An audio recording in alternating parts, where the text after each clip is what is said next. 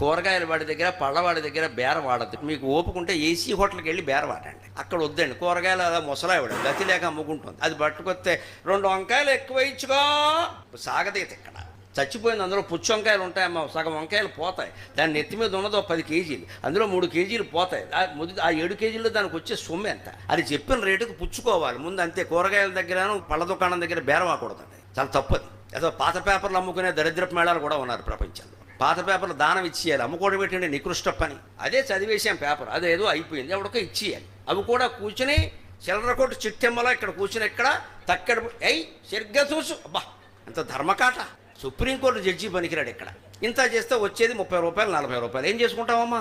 అదే వచ్చిన వాడిని పట్టుకెళ్ళిపోవాయంటే నీ కాళ్ళకు దండం పెట్టి పట్టుకెళ్ళిపోయి ఆ ఉన్న గూడు కూడా శుభ్రంగా తుడిచేస్తాడు. అది దానం. ఆ మాత్రం కూడా దానం వేయలేము. పాత బట్టలు దానం వేయలేము, పాత పేపర్లు దానం వేయలేము, పాత వస్తువులు పాత వస్తువులు కూడా అమ్మేయడమే. అదే అమ్మేయాలి కూడా అమ్మేయడమే. అదే అమ్మేయాలా? అందులో ఏమొస్తుందమ్మా?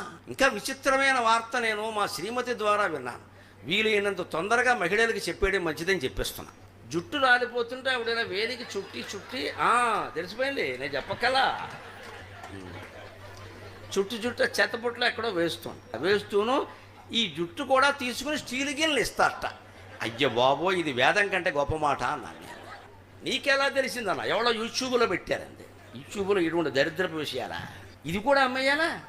రాలిపోయిన జుట్టు